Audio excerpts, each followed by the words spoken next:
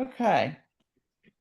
Great. Well, thanks everyone for joining us, and sort of fall back to our default format for discussion, the ABCD that I think some of you all are familiar with, but I'll review it just in case. We'll each take turns going around, and I think we'll do it all at one time, A, B, C, D, rather than breaking them down. So A is for what amazed you about the book. B is what bothered you. C is what confused you. D, what delighted you. You can also, if you feel so-called, just give us your overall thumbs up, thumbs down. Would you recommend the book? If you have an overall impression too that you want to share as well. So with that, I am going to ask, is there someone who would like to start us off?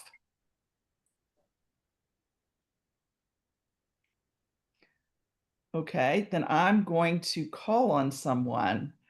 I'm going to call on Carol Whitfield in her pretty red top. You shouldn't. Oh, wait, can you hear me? Yes. Okay. I don't think you should have called me first at all. So what's the first? Amazed me? Amazed, bothered, confused, delighted. Okay. So I think Toni Morrison is an excellent writer, and I think that's good. What bothered me is I hate the topic. I have a hard time hearing about impoverished children and listening to this dialect and all of that. I don't like it. And for that reason, I wouldn't recommend it to someone else. Mhm. Now, I confess that I have not finished the book, so it's possible that I might have a different feeling at the end. I don't know. Maybe you'll all tell me that, right? Mhm. Because I'm not sure I could finish it if I don't hear that it is something that is something redeeming that I can get at the end. And so I'll just be perfectly honest. So Mhm. anyway, that's me. Thanks. Okay. Thank you, Carol. I mean, that's a honest reaction, and that's what book club is about, is discussion on that. Right. So That's why I love hearing what all of you say, because sometimes you change my mind, and that's yeah, good too. I like that. All right. I'll be quiet. I think Miss Poppy in Texas raised her hand, so we'll I did. let her go. There's nothing redeeming at the end, Carol. Yeah. It just goes on. It's the madness, and yeah, there wasn't anything other than what she said. I was amazed at this author, at her crafting of sentences and the words she chose and all. But that's the only thing. Most all of it bothered me. Just the little taste I've had of some of that, of being not part of the group. When we moved from the north to the south, there was a time on a little island that we lived in that I was shunned before being a Yankee. I was only 10, so a little bit of that brought up some memories that I'm like, oh my gosh, it's a terrible feeling. The need to belong and be included and accepted is, I mean, we know that's in the hierarchy of needs, Maslow's hierarchy of needs, but it's so true. It's so true. And I found the book really sad. What confused me, sometimes I couldn't keep up with who was speaking and remembering the names and things like that. But that's, yeah. But there wasn't anything redeeming at the end. It just is sad to the end. Okay. Thank you. Nancy Reynolds, would you like to go next? We are still muted. Sometimes my iPad doesn't let me into A mind of its own. Um, well, you know, as Poppy and Carol have said, I mean, it's beautifully written, and it's such a tragic, sad, sad story. And I guess I too a few times got a little confused between the characters, and I was struck by, you know, that all the children are victims, and many of the parents were victims as children. Mhm. And then just seeming to me generation upon generation upon generation of racist culture and of racist just the demeaning of people. And it starts in childhood, you know, the demeaning and terrible attacks on a child's self-esteem, just brutal to me. And and it was interesting. The character, and I think it's Mrs. Breedlove, I think it was Charlie's wife and Piccola's mother, who found her place, or a place where she could have some power, which was in running the household of a wealthy white family. And so sad that she couldn't give that to her daughter, you know, that kind of love and care. And of course the and how, you know, Charlie, like, you know, victimized his own daughter. And it just, it was, there was nothing that delighted me about it other than possibly the exception that Toni Morrison is a great writer. And certainly the ending was, I looked here towards the very end on page 204, where talking about the girl, Piccola, the damage done was total. She spent her days, her tendril sap green days, walking up and down, her head jerking to the beat of a drummer so distant only she could hear. Elbows bent, hands on shoulders, she flailed her arms like a bird in an internal, grotesquely futile effort to fly, beating the air, a winged but grounded bird. I just, I don't know that I would recommend it to anyone. I mean, it would be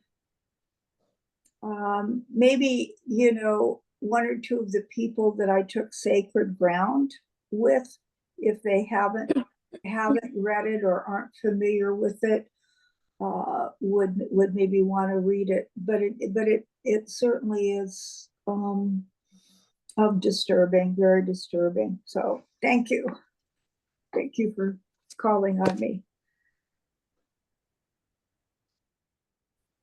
Andy. Paul Arrington, would you like to go next? Yes, I would. So I have to say that I absolutely love the book. Good. We want to hear why. Well, I guess it caught me in the near the very beginning, because certain things that she said I had heard. I mean, it got to the point where I was thinking, well, did an aunt of mine write this book? Because she exactly the same types of things that I've heard in my day. Like, for instance, I mean, I was raised in Pittsburgh. So, I mean, they start out, they talk about the slag, glowing and all this type of stuff, from the mills and kicking and going along the railroad tracks and picking up coal and all this type of stuff. I remember when my father used to tell me about how his brothers, I mean, they not only walked along the track and picked up coal, they actually hopped onto the train cars and kicked coal off so that they could keep warm. So, so I mean, so many of those things just took me back to that era and what my family had related. And also when she talks about at one point about how the one person hated Shirley Temple. And one of my aunts, I mean, and this was well before this book was written, because I had to go back and see when it was written. I mean, she couldn't stand Shirley Temple for the very same reason that that in those early movies, Shirley Temple was this young little girl who was dancing with Bojangles, and about how she felt as if that was just so inappropriate, so I mean, so that caught my eye from the very beginning, I guess.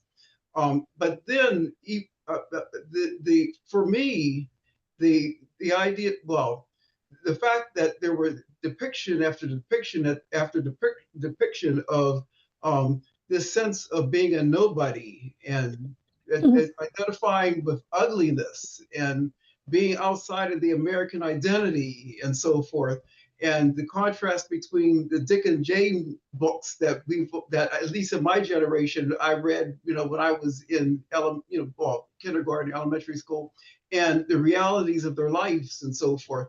I mean, to me, that was just masterful. How I mean, as far as the writing skill is concerned, and also where she put in about how the Great Migration, where they were moving north and all that. I mean, all those things were. I mean, that was the reality. And a lot. I mean, my own parents, well, their parents came from the South and moved up to the Pittsburgh area and so forth. So there were all these things that at least I personally could relate to. And but she was saying, in the midst of all of that depressing things that were going on. But I will say the one thing that did bother me was that I know that this book is among the books that are considered banned books and of course I had never read it before. So, and as a general rule, I am totally against banning books for anybody. But I will say that some of the topics and the language and so forth, I mean, it was pretty strong, especially for children to read. So I don't know. I mean, of course, if with parental consent, I guess that'd be okay. But I don't, but I could see why there would be some concern. I mean, I would not necessarily ban it, but I think that there would be some concern as to who the audience might be in this type of thing. I will say that I had to go back from time to time and say, well, who's talking now? Whose family is this in? So there was some confusion with regards to that.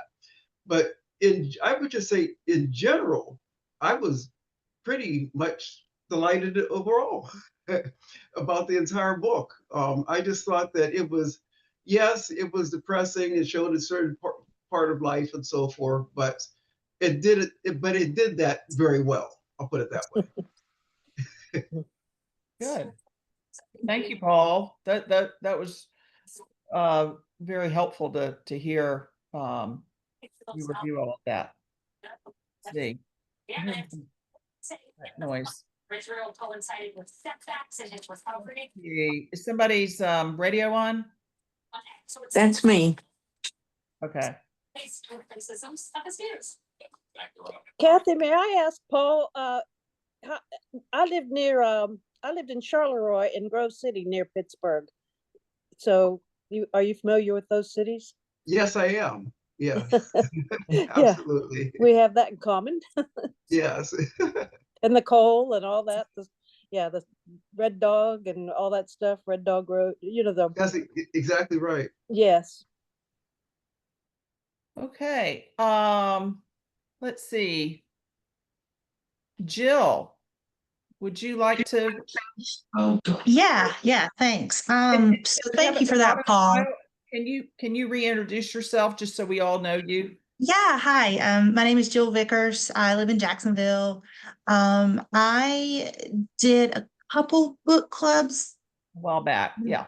2 years ago. My favorite was the Go West with the giraffes, the giraffe Oh, book. yeah, yeah, West yeah, with giraffes. yeah. Yeah, loved it. Um, but thank you, Paul, for sharing that. I hated the book. I did not want to finish it, and I was delighted when I finished it because it broke my heart. I mean, just so many things about it just broke my heart. Um, that's really it. The only reason I joined today was because I wanted to hear what you all thought and how it affected you. So this is really good. I'm glad that I joined. Good. We're glad you're here with us. Thank you. Let's see. How about Susan Caven? Are you there? Or I see don't see your video. Maybe you're just listening in.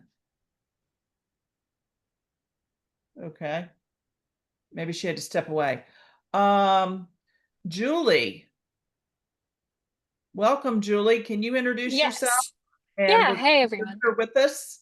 Yeah. So this is my first book club. My name's Julie Skinner. So I'm really excited that I found that y'all were doing this group. Um, I think overall I enjoyed the book. I was pretty amazed by Toni Morrison's ability to keep themes throughout. So like in the beginning, and I didn't finish it all the way through. I kind of spark noted the last maybe like 100 pages.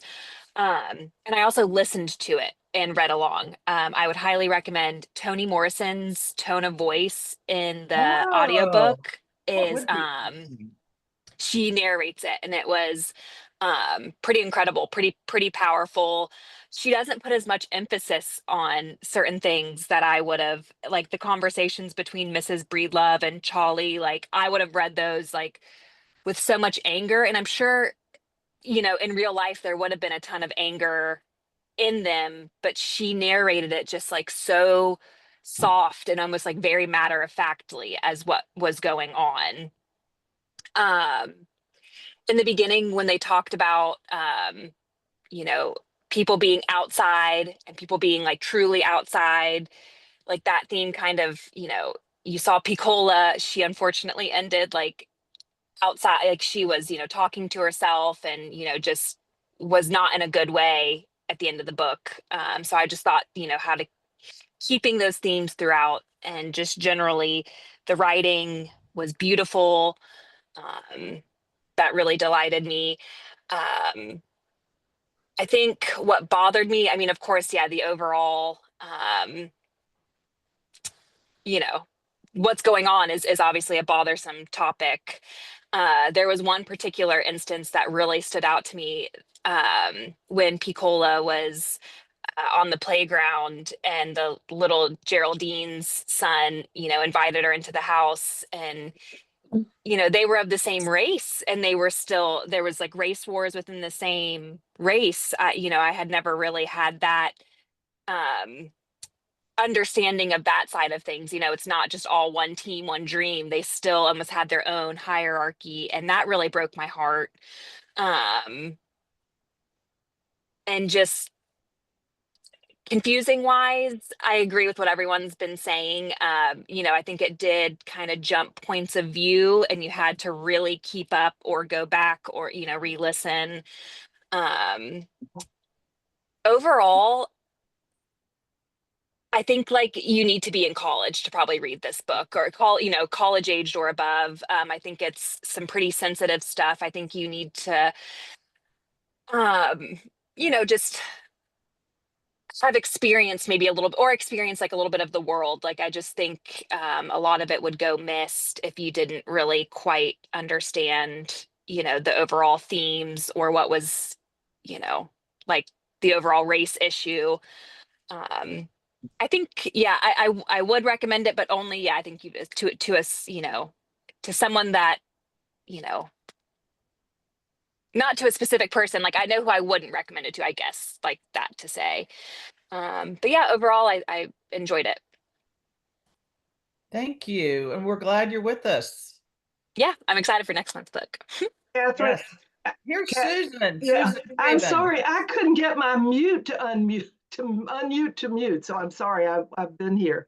I this book is heartbreaking to me. I think we all wish, I look around and see people with curly hair trying to straighten their hair, and me with straight hair trying to curl my hair. I mean, we all wish if we could just do this, then that this other thing would happen. If we just did, so I think there's that's a theme, and everybody has that kind of feeling. God, especially when you're young, if I can just do this better, or I'm just nice to that person. So I think that's a thing. But this was heartbreaking because of the lack of family support.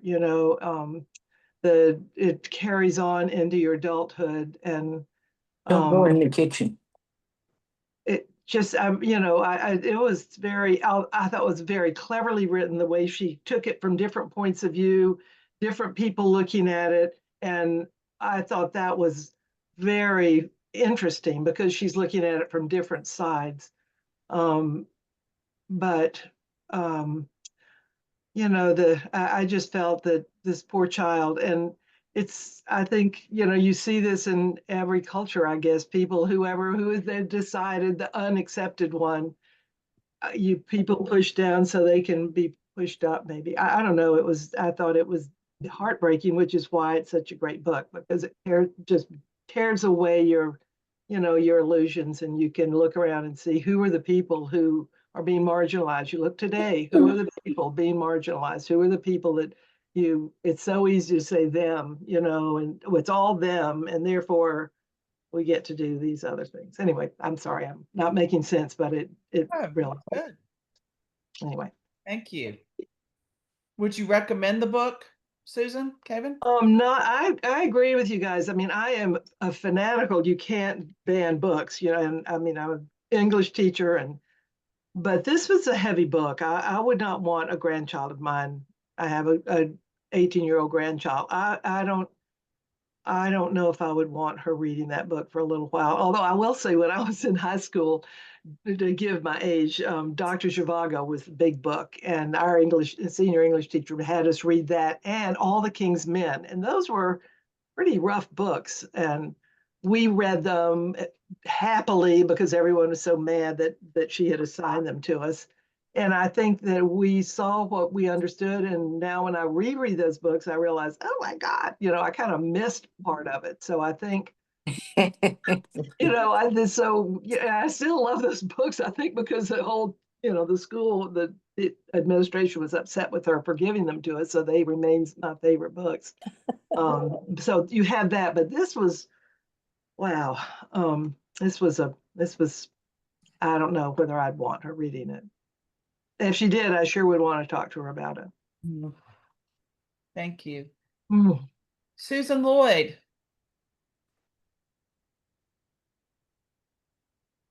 I'm so glad I went first because I didn't care for this book at all. And Toni Morrison is such a renowned writer that I keep thinking something's wrong with me. But I'm so glad others found it also. When I read a book, I want to be educated or enlightened or delighted. And this book didn't do any of that. And it was long ago, and there's nothing I can do about it. And so all I can do is what I can do today. And along that line, my daughter was just here, and I overheard a conversation she had on the phone. She's a social worker. And out in one of the counties, a family, after the storm, their trailer was damaged, and there's been no help to them. And my daughter went out and got all the forms for them, and had tarps and was willing to put the tarps on the trailer. They refused it and said, though, they would put it on. Now they're calling the police a week later. Nobody's still done anything. FEMA is ready and waiting to help them if they'll just fill out 4 pages of paperwork. The daughter, who's very smart. So there's this and there's that. If we read the book and we think it's only society that's bad, but there's something in the person that can have some victory in these situations also. So that's what I'll say about that. Thank And you, Susan. who didn't talk? I think Yvonne.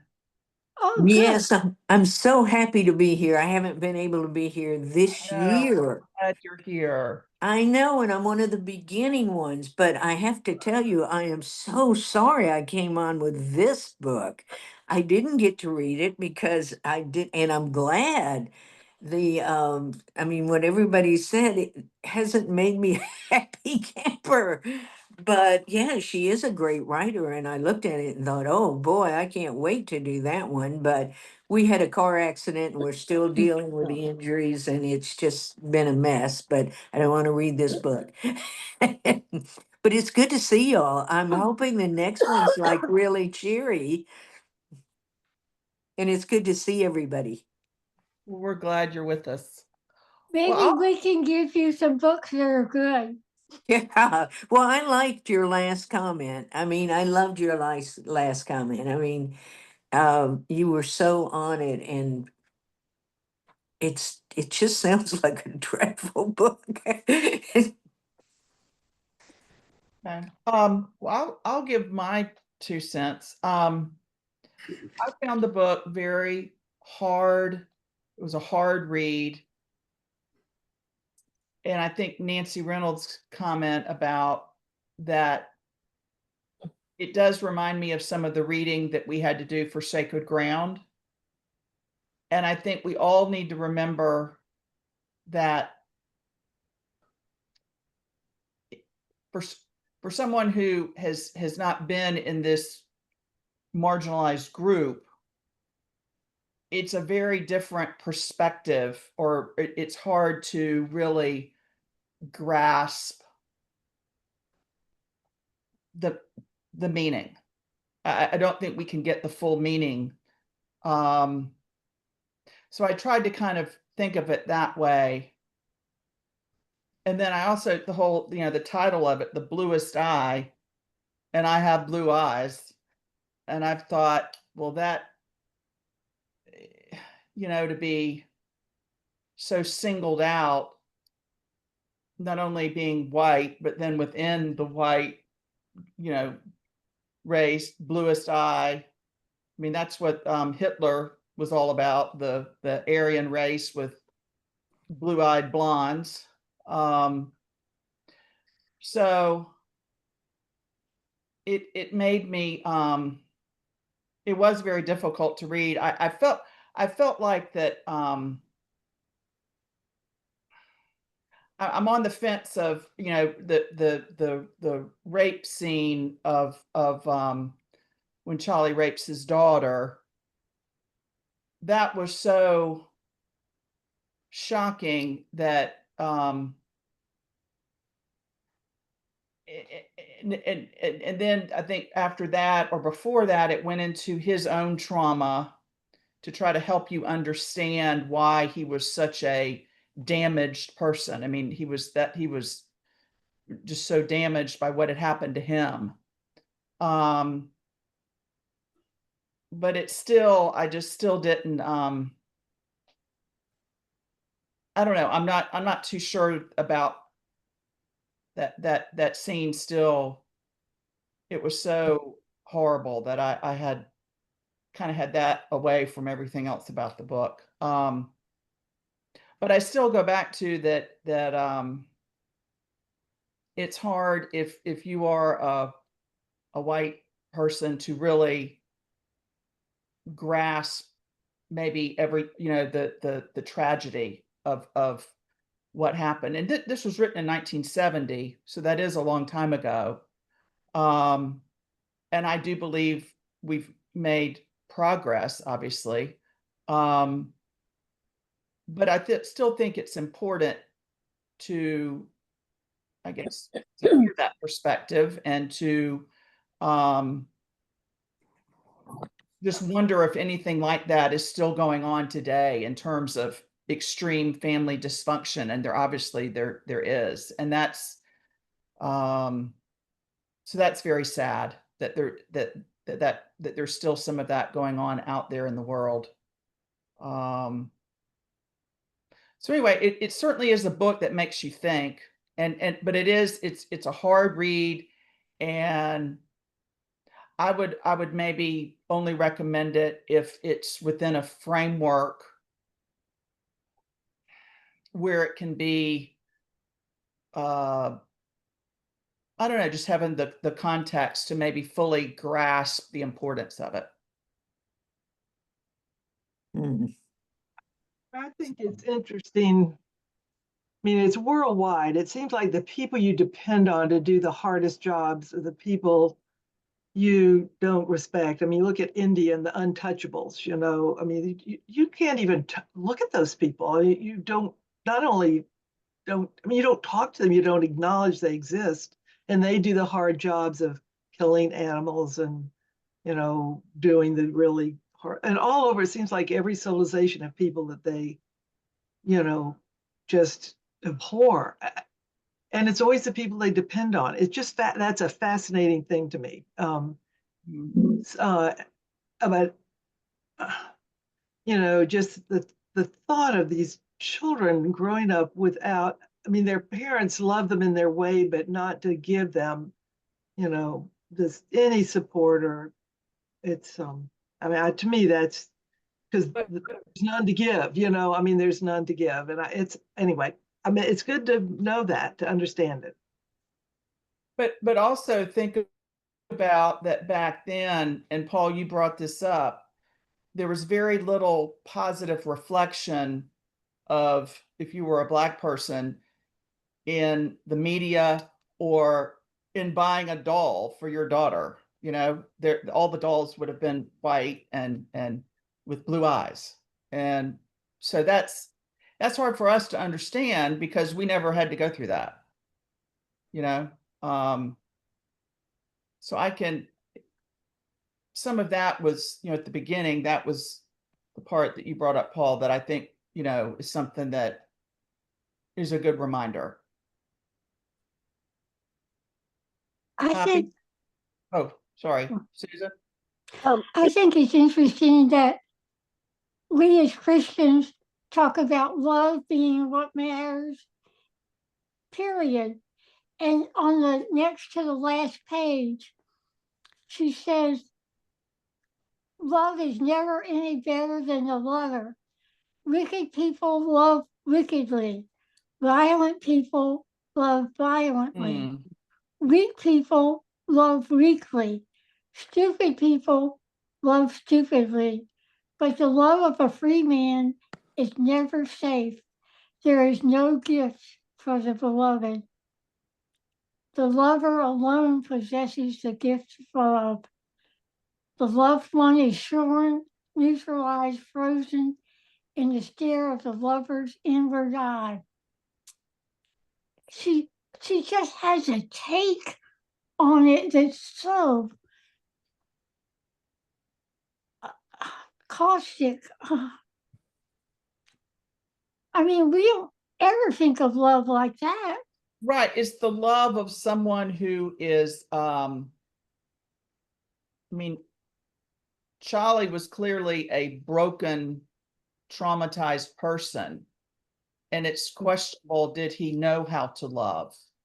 Yeah. So I think maybe that's what she's trying to say. Love is never better than the lover. So if you're not capable of true love, agape love, love of mankind, I mean, he wasn't capable of it. Mhm. I think that's what do other people think? Can I, okay. Yeah, Poppy, go ahead.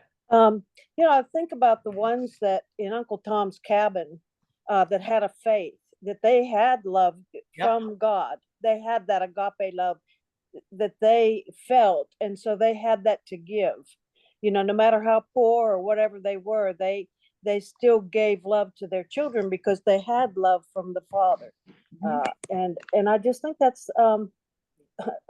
love is just such an amazing thing, and you can't give it if you don't have it, and we all need it. So people need God. They need that source. Thanks. Nancy, did you Yeah. want to? Oh, I was just going to say, I agree. And that, that's such a powerful line. The lover alone possesses his gift for love. Wow. I mean, to me, that is so powerful and says so much.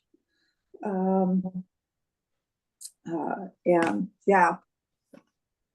Yeah, it says certain seeds will not nurture, certain fruit will not bear, and when the land kills of its own volition, we acquiesce and say the victim has no right to live. Maybe you could say that about Jesus. I mean, he was a victim of whatever everyone was afraid of or didn't want to hear or didn't acknowledge. Maybe it goes on like this today still. But he always reached out for the most despised people. And saw, Carol. that's hard for, I think that's hard for Christianity, is to know that is why he came. It's a bear. I mean, it's just the great question of the world. It just reminds me, we talk about when people are stressed and they have nothing to give because they're so empty. We talk about the bucket being empty. If your bucket's empty, you have nothing to give. And I feel like that is perhaps what these people, some of them experienced, is their parents didn't have the loving, they didn't have any role model to show them what that was even about. And so I think that's what's so heartbreaking, is that there was never a chance. It just seems so hopeless for me to see this, that you can't give what you've never gotten and what you don't, you haven't ever experienced. So that's to me, that's the saddest thing, is that these children, didn't have a chance really. And in a different way, perhaps, I'm afraid that we still see that today. You still see children who don't have the confidence because they've not been given the warm, loving, of at least one person. They always say, if you could have one person, it doesn't even have to be a relative. If it's one loving person who's a mentor or someone they can look up to, that's so key. And I have seen that. I've seen children that I would have expected to have, as a nurse, I've seen them have expected to be just not able to give, and yet they have, because at least one person was there for them. And that's kind of what I like to draw on and think about, that if we could just provide that for every child, that would be what I would wish. Yes. Susan. I'm sorry, I've got to go, but Carol, that's so profound. Thank you. You just always do it, don't you? You just get right down to it. Thank you very much. And I've loved this, and I'm so sorry I have to go. Bye. Thank you. Bye, Susan. Bye. Okay. Does anyone else have anything to share or anything to add? Paul? Yeah, I do want to comment on something that Julie mentioned, which I wholeheartedly agree with her, because I also read along. I mean, I heard it, on the audio, the Audible, as well as read it, and to me, that added some character to it. Although I will say that the author, I also agree with what Julie said, that the author does not go out of her way to say, get very dramatic, where you would expect that that would be the case. She basically, I mean, it's good hearing her voice, but she says the words kind of matter of fact in a way. But it's still, it did add something to it. Interesting. Well, I wonder why she spoke in a matter of fact tone. It was almost poetry more than anything, like the Okay. way it was almost like poetic in how she was Okay. saying it. And it's funny, I even tried to really like, I feel like the way she, you know, it's like you see it in the print when it's, you know, the opening lines when she's repeating um the Oh, prose of the Dick and Jane over and over again. Like she doesn't really speed up or slow down, like even when like the spacing, you know, gets, she just, yeah, it just stays all matter of fact, very poetic. Interesting. Okay.